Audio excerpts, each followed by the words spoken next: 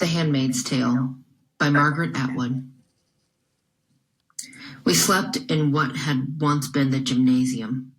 The floor was of varnished wood, with stripes and circles painted on it, for the games that were formerly played there.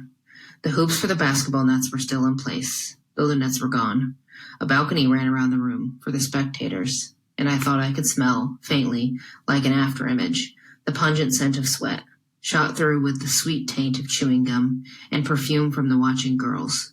Felt skirted, as I knew from pictures, later in miniskirts, then pants, then in one earrings, spiky green-streaked hair. Dances would be held there. The music lingered. A palimpsest of unheard sound, style upon style, an undercurrent of drums, a forlorn wail, garlands made of tissue paper flowers, cardboard devils, a revolving ball of mirrors, powdering the dancers with the snow of light. There was old sex in the room, and loneliness, and expectation of something without a shape or name. I remember that yearning for something that was always about to happen and was never the same as the hands that were on us there and then.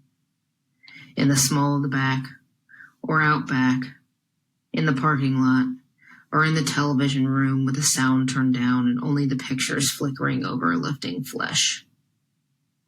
We yearned for the future. How did we learn it? That talent for insatiability? It was in the air, and it was still in the air, an afterthought as we tried to sleep, in the army cots that had been set up in rows, with spaces between so we could not talk. We had flannelette sheets, like children's, and army-issue blankets, old ones that still said U.S. We folded our clothes neatly and laid them on the stools at the ends of the beds. The lights were turned down, but not out. Aunt Sarah and Aunt Elizabeth patrolled. They had electric cattle prods slung on thongs from their leather belts. No guns, though. Even they could not be trusted with guns. Guns were for the guards, specially picked from the angels.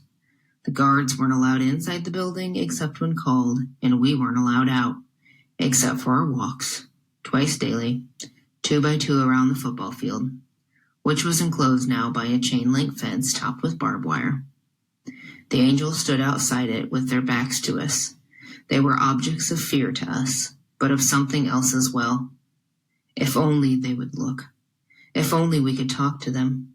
Something could be exchanged, we thought.